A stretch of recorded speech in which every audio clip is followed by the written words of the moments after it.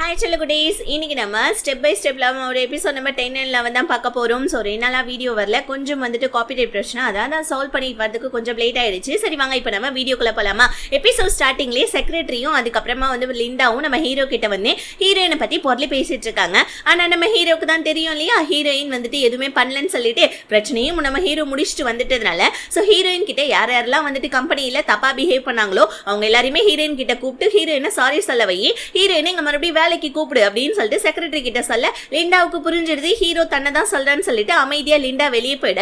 இப்ப Linda secretary கிட்ட உனக்கும் ஹீரோக்கும் இருக்கிற பாண்டிங் ரொம்ப நல்லா இருக்கு, நீ ஹீரோடைய தங்கச்சியை பாத்திருக்கேன்னு கேட்க செக்ரட்டரி பாத்திருக்கேன், இந்த மாதிரி அவங்க ரொம்ப அழகா இருப்பாங்க அப்படின்னு சொல்ல. அப்படியா, சரி ஹீரோடைய தங்கச்சி அப்ப எனக்கும் இன்ட்ரோடியூஸ் பண்ணி வையன்னு சொல்ல. அவங்க இந்த ஊர்ல இல்ல, அவங்க ஒரு ஃபாரின் ஊர்ல இருக்காங்கன்னு சொல்ல. லிண்டா உடனே அப்படியா எங்க அப்படின்னு சொல்லி கேட்டு அந்த ஊருடைய பேரையும் கேட்டு தெரிஞ்சுக்கிறா. இன்னொரு பக்கம் பாட்டி என்ன பண்றாங்க, தன்னோட பையனையும் தன்னோட பேரனையும் வச்சு செமையா திட்டிட்டு இருக்காங்க. ஆர்ஃபனேஜ்ல இருக்க ஒரு பொண்ணை கரெக்ட் பண்ணி தான் அந்த டீடைல்ஸ் எல்லாம் வாங்கணுமா, அந்த பொண்ணு பாரு இப்ப நீ உண்மையாவே லவ் பண்ணலன்னு தெரிஞ்சோடனே நீ தான் காசு கொடுத்து இந்த மாதிரிலாம், அதாவது லவ் பண்ணி இந்த மாதிரிலாம் அந்த பொண்ணு கிட்ட இருந்து டீடைல்ஸை புடுங்கிக்கிட்டேன்னு சொல்லி சொன்னதுனால நமக்கு அந்த ப்ராஜெக்ட் கிடைக்கவே இல்லை. ஏன் அந்த பொண்ணுக்கு காசு கொடுத்து பண்ண வேண்டியது, நீ எல்லாம் என்னடா பையன்னு சொல்லிட்டு பேர பையனை திட்டிகிட்டே இருக்கக்குள்ள லிண்டா கால் பண்ணி ஹீரோவுடைய தங்கச்சி இந்த மாதிரி ஒரு ஃபாரின் கண்ட்ரியில தான் இருக்கான்னு சொல்ல. பாட்டி உடனே ஹீரோவுடைய தங்கச்சி இந்த ஊருக்கு ரிட்டர்ன் வரதுக்கு முன்னாடி ஹீரோவுடைய தங்கச்சியை நம்ம தூக்கி ஆகணும், உடனே போயிட்டு அவளுடைய தங்கச்சியை தேடுன்னு சொல்லிட்டு பேரங்கிட்ட சொல்ல. ஆண்டி உடனே ஐயோ என்னோட பையன் வேண்டாமேன்னு சொல்ல. அப்ப கம்பெனியும் அவனுக்கு வேண்டாமா அப்படின்னு சொல்லிட்டு பாட்டி அங்கிருந்து கோவமா சொல்லிட்டு போறாங்க.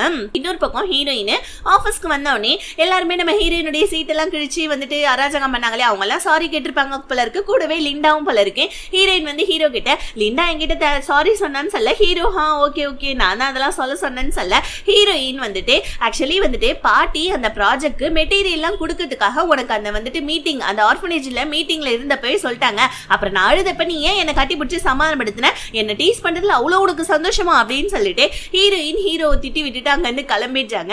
ஆனா நம்ம ஹீரோயின் பாத்தீங்கன்னா அந்த டீ கொடுத்ததுக்கு அப்புறமா மயக்க போட்டது, கிஸ் கொடுத்தது இதெல்லாம் ஞாபகம் வருது. பார்த்தா அதுக்கு வீட்டுக்கு போயிட்டு ஹீரோயின் ஒரு டிராயிங் வரைஞ்சு கொடுத்துருப்பாங்களே, அந்த டிராயிங்கே நம்ம ஹீரோ பார்த்துக்கிட்டே ஹீரோயினுடைய மெசேஜ் ஓபன் பண்ணி பாக்குறான். என்ன இவர் நம்ம மேல அவ்வளவு கோவமா இருக்காளோ, ஆபீஸ்ல இருந்து வீட்டுக்கு வந்தவனே மெசேஜ் கூட பண்ணலையேன்னு சொல்லிட்டு போன நம்ம ஹீரோ பார்த்துட்டு இருக்கா. பார்த்தா அதுக்கு நம்ம ஹீரோயினுடைய நினைப்பு மட்டும் ஹீரோடைய மண்டைக்குள்ள ஓடிக்கிட்டே இருக்கு. இது நாள் வரைக்கும் நம்ம ஹீரோயின் கூட இருந்தது, பேசினது, பழகந்தன்னு சொல்லிட்டு ஹீரோ நினைச்சு பாக்குறான். என்னடா இது திடுப்புன்னு சொல்லிட்டு நம்ம ஃபீலிங்ஸ் லவ்வா மாறிடுமா, சச்சா அந்த மாதிரிலாம் ஒண்ணும் இல்ல, நம்ம இப்ப அவளை பத்தி நினைச்சிட்டு இருக்கோம் அப்படின்னு சொல்லிட்டு ஹீரோ யோசனை பண்ணிக்கிட்டே உட்கார்ந்துட்டு இருக்கான். சோ நம்ம ஹீரோ கை தவறி ஒரு எமோஜியை ஹீரோயினுக்கு சென்ட் பண்ண. ஹீரோயின் இது என்ன எமோஜி அப்படின்ற மாதிரி கேட்க நம்ம ஹீரோ எதுவுமே சொல்லாம என்ன ரிப்ளை பண்றதுன்னு ரிப்ளை பண்ணவே இல்லை. இந்த நேரம் பார்த்து வீட்டுக்கு கொஞ்சம் மளிகை ஜமா வருது. ஹீரோயின் நான் ஆர்டர் பண்ணேன்னு டெலிவரி பாய் கிட்ட சொல்ல.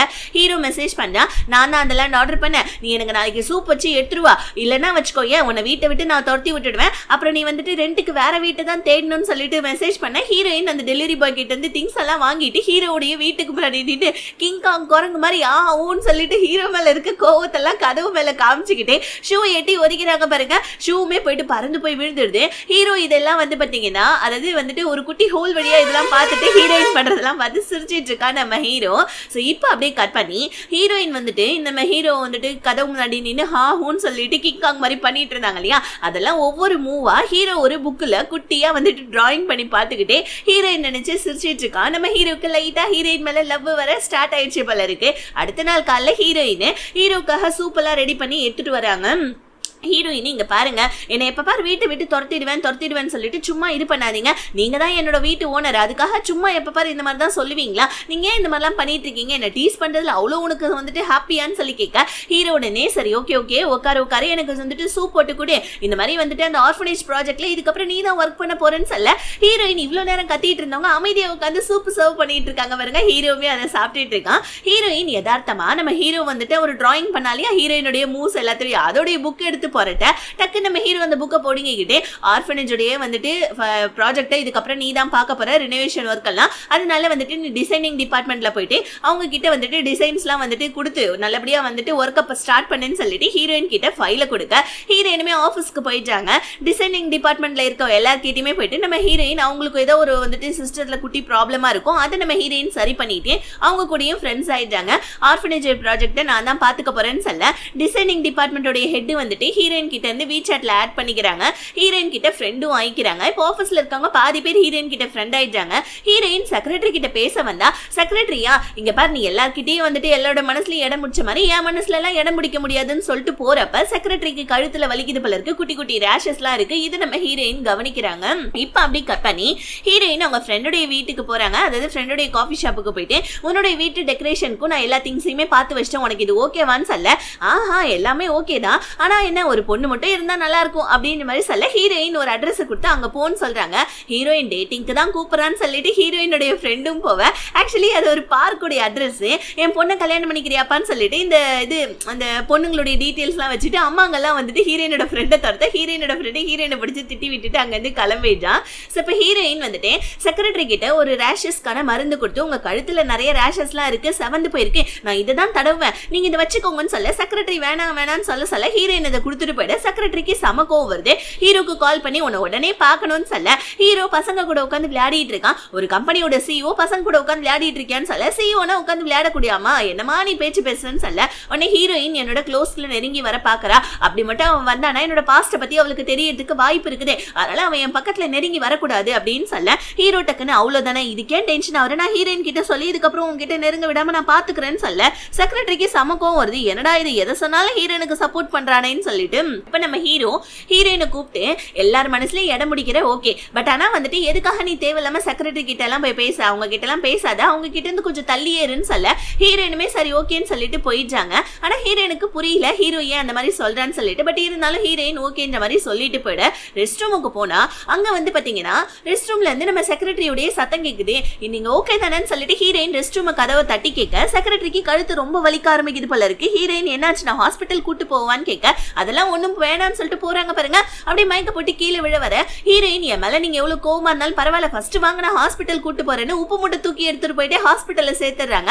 ஹீரோமே குடுகுடுன்னு சொல்லிட்டு ஹாஸ்பிட்டலுக்கு ஓடி வர ஹீரோயின் பாக்குறாங்க, என்னடா இவன் இவ்வளவு வேகமா ஓடி வரா, அப்படி என்ன இவனுக்கு செக்ரட்டரி மேல இவ்வளவு பாசம் அப்படின்னு சொல்லி யோசிக்க ஹீரோ நீ இப்போ நான் பாத்துக்கிறேன்னு சொல்றான். ஆனா ஹீரோயினுக்கு செக்ரட்டரி மேல ஒரு விதமான வந்துட்டு கரிசனை வருது. பத்தாவதுக்கு ஹீரோ ஏன் இவ்வளவு ஃபாஸ்டா ஓடி வந்தான், செக்ரட்டரி தானே, ஒரு நார்மலான செக்ரட்டரிக்கு போயிட்டு ஏன் இவன் இப்படி பிஹேவ் பண்ணான்னு ஹீரோயின் வெயிட் பண்ண ஹீரோ இப்ப வந்துட்டு ரூம்ல இருந்து வெளியே வந்து நான் தான் உன்னை போக சொன்னால ஏன் போக மாட்டேன்னு சொல்ல ஹீரோயின் டக்குன்னு சம கோவமா நம்ம ஹீரோ பக்கத்துல வந்து எனக்கு புரிஞ்சிச்சு இந்த மாதிரி வந்துட்டு நீ என்ன பண்ணிட்டு இருக்கன்னு சொல்லிட்டு செக்ரட்டரி நம்ம ஹீரோயின் என்ன பண்றாங்க, ஹீரோடைய கார் சாம வாங்கிட்டு செம ஃபாஸ்டா வண்டி ஓட்டிட்டு இருக்காங்க. ஹீரோவா ஏமா இப்படி வண்டி ஓட்டிட்டு இருக்கன்னு சொல்ல ஹீரோயின் நீங்க பார், ஒரு செக்ரட்டரிக்காக நீ இவ்வளவு சப்போர்ட் பண்றேன்னா கண்டிப்பா அந்த செக்ரட்டரிக்காக இப்படி ஓடி வரேன்னா அப்ப செக்ரட்டரிக்கும் உனக்கும் சீக்ரெட் ரிலேஷன்ஷிப் தானே இருக்குன்னு சொல்ல ஹீரோக்கு ஷாக் ஆகுது. நம்ம ஹீரோ சொல்ல வரதே ஹீரோயின் கேட்க மாட்டேன்றாங்க. ஹீரோயின் அந்த பொண்ணு கூட நீ சீக்ரெட் ரிலேஷன்ஷிப்ல இருக்க, அதை நீ வெளியே சொல்ல மாட்டேன்ற அப்படிதானு சொல்லிட்டு ஹீரோயின் சம கோவத்துல போவ. ஹீரோ அதெல்லாம் இல்லன்னு சொல்ல வரா. ஆனா நம்ம ஹீரோயினா ஒரு மாதிரி கடுப்பாயிட்டு நம்ம ஹீரோவை திட்டுறாங்க. அந்த பொண்ணு கூட நீ எப்படி பிஹேவ் பண்ணிட்டு இருக்க, சீக்ரெட் ரிலேஷன்ஷிப் தானே அப்படின்னு சொல்லிட்டு திட்டிட்டு ரூம்குள்ள போயிடுறாங்க அவங்களுடைய வீட்டுக்கு. ஹீரோமே இவன் ஏன் நம்ம மேல இவ்வளவு கோவப்படுறா அப்படின்னு சொல்லி யோசிக்க இப்ப நம்ம ஹீரோயினுக்கு ஒரு கனவு வருது பாருங்க. ஹீரோயினை ஹீரோ வந்துட்டு பாத்தீங்கன்னா வீட்டு வேலைக்காரியா வந்துட்டு வந்து வச்சுக்கிறான். நம்ம ஹீரோயின் வந்துட்டு ஏன் இப்படி பண்றீங்கன்னு கேட்க உடனே நம்ம ஹீரோ வந்துட்டு என் ஒய்ஃப் தான் பண்ண சொன்னான்னு சொல்ல தங்கச்சி உடனே ஒய்ஃபுடைய வந்துட்டு ரூபத்துல வராங்க. நம்ம ஹீரோயினுடைய கனவு தான் இதெல்லாம். இப்ப ஹீரோயின் அடிச்சு பிடிச்சு எந்திரிச்சு ஹீரோக்கும் செக்ரட்டரிக்கும் என்ன இருந்தா நமக்கே இப்படியே நமக்கு ஏன் கனவு வருது, நான் ஏன் வந்துட்டு அவங்க வீட்டு வேலைக்காரி ஆகணும்னு சொல்லிட்டு ஹீரோயின் கனவுல இருந்து எந்திரிச்சு உட்காந்து புலம்பிட்டு இருக்காங்க.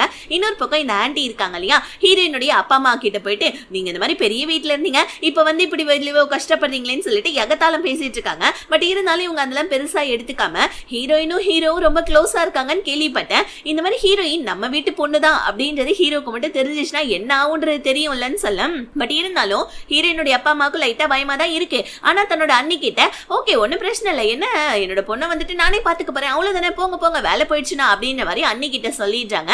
இன்னொரு பக்கம் நம்ம ஹீரோயினுக்கு சேலரி கிரெடிட் ஆனோடனே அந்த கார்டனர் இருக்கா இல்லையா அவர்கிட்ட கேக்குறாங்க, நான் வீட்டுக்கு அம்மா அப்பாவுக்கு கிஃப்ட் எல்லாம் வாங்கிட்டு போனோம், என்னெல்லாம் வாங்கிட்டு போகணும்னு கொஞ்சம் எனக்கு சஜஷன் பண்ணுங்கன்னு சொல்ல கார்டனர் எனக்கு எதுவும் பெருசா தெரியாதுமா, நீ வேணா ஹீரோ கிட்ட வேணா ஐடியா கேளுன்னு சொல்ல ஹீரோடைய பேரை கேட்டவனே இல்ல அதை பத்தியா வேணா அவன்கிட்ட எல்லாம் எதுவும் பேச தேவையில்லைன்னு சொல்ல அதுக்கேற்ற மாதிரி ஹீரோயினுடைய அப்பா வேற மெசேஜ் பண்றாங்க, உனக்கு வந்துட்டு நான் டீ வாங்கி வச்சிருக்கேன் சீக்கிரமா வாமான்னு சொல்ல ஹீரோயினுமே நிறைய திங்ஸ் எல்லாம் வாங்கிட்டு அவங்க அப்பா அம்மாவை பார்க்க போறாங்க.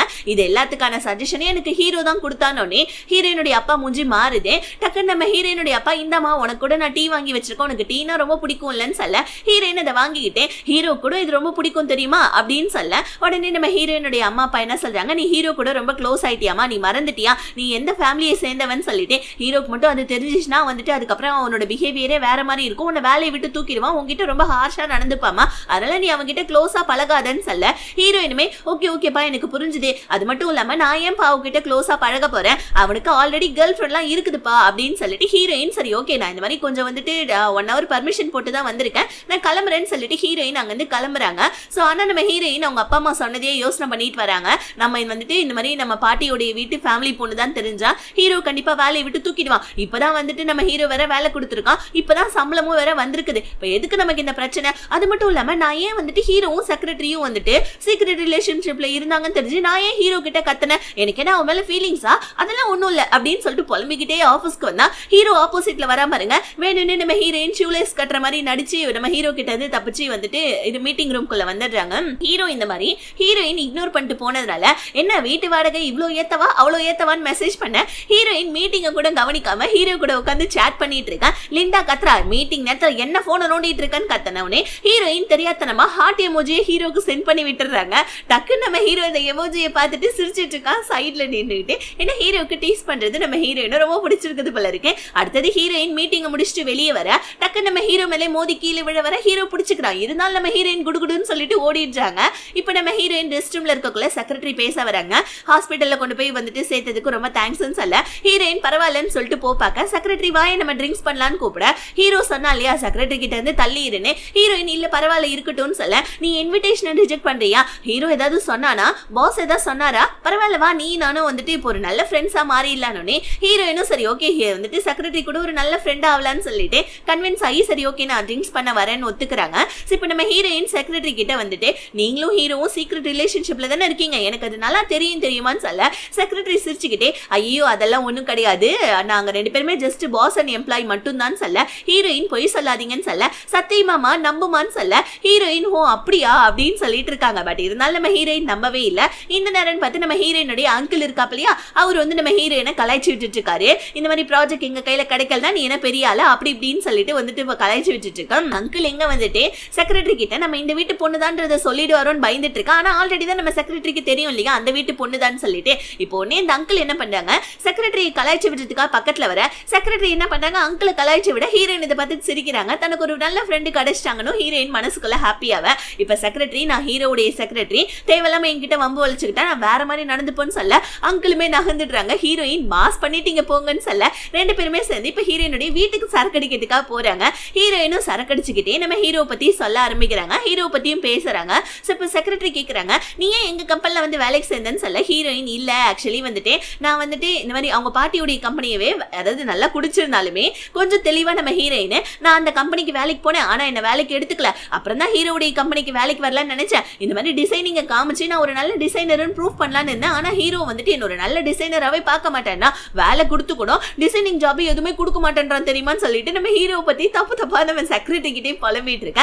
செக்ரட்டரியும் நம்ம ஹீரோயின் வேற ஏதாவது மோட்டிவோட ஹீரோடைய கம்பெனிக்குள்ள நுழைஞ்சிருக்காங்களான்னு சொல்லிட்டு நல்லா வந்துட்டு சரக்கெல்லாம் ஊத்தி கொடுத்து ஹீரோயின் கிட்ட கேட்க லாஸ்ட் வரைக்குமே நம்ம ஹீரோயின் வந்துட்டு டிசைனிங்க கொடுத்து நல்ல ஒரு ஜாப் கிடைக்கணுன்றதுக்காக தான் நான் இங்க வந்தேன்ற மாதிரி கடைசி வரைக்கும் சொல்ல செக்ரட்டரிக்கு ஓரளவுக்கு நம்ம ஹீரோயின் மேல நம்பிக்கை வந்துடுச்சு. இப்ப நம்ம ஹீரோவா ஹீரோயின் கிட்ட இருந்து ஏதாவது மெசேஜ் வரும்னு பாத்துட்டு இருக்கா. செக்ரட்டரி கிட்ட இருந்து தான் போன் வருது ஹீரோயின் நல்லா சரக்கடிச்சிட்டா கொஞ்சம் வா எனக்கு ஹெல்ப் பண்ணுன்னு சொல்லிட்டு ஏன்னா ஹீரோயின் சரக்கடிச்சுட்டு நல்லா மட்டையை கீழே படுத்துட்டு புலம்பிட்டு இருக்காங்க. செக்ரட்டரி நான் இவளை பத்தி தெரிஞ்சுக்கணும் தான் சரக்கூத்தி கொடுத்தேன் ஆனா இவ என்ன இப்படி பண்ணிட்டு இருக்கா இவ அராஜகம் தாங்கல நான் வீட்டுக்கு போறேன் இவளை பாத்துக்கோங்க பாவம் இவ கீழே படுத்துட்டு இருக்கா பெட்ல கொண்டு போய் போடுறேன்னு சொல்லிட்டு செக்ரட்டரி அங்க இருந்து போவேன். ஹீரோயின் ஹீரோவை செக்ரட்டரி நினைச்சுக்கிட்டு ஹீரோவை வந்துட்டு பாத்தீங்கன்னா கையை பிடிச்சுக்கிட்டு நீ எனக்கு ஒரு நல்ல ஃப்ரெண்டா கிடைச்சதுக்கு எனக்கு ரொம்ப ஹாப்பி தெரியுமா ஏன்னா எனக்கு இது வரைக்கும் யாருமே ஃப்ரெண்டாவே இல்ல தெரியுமா யாருமே என் கூடவும் இல்ல எனக்கு ரொம்ப கஷ்டமா இருக்குது தெரியுமான்னு சொல்லிட்டு ஹீரோடைய கையை பிடிச்சுக்கிட்டே நம்ம ஹீரோயின் போதையில பலவ. இப்படி இந்த எபிசோட் முடியுது. நெக்ஸ்ட் எபிசோட் சீக்கிரமா வரும். அண்ட் நம்மளுடைய பாண்டிச்சேரி குயின் 3.0 சேனல்ல ஒரு நியூ ட்ராமா ஸ்டார்ட் ஆக போகுது. பார்த்து என்ஜாய் பண்ணுங்க. Tata bye bye see you.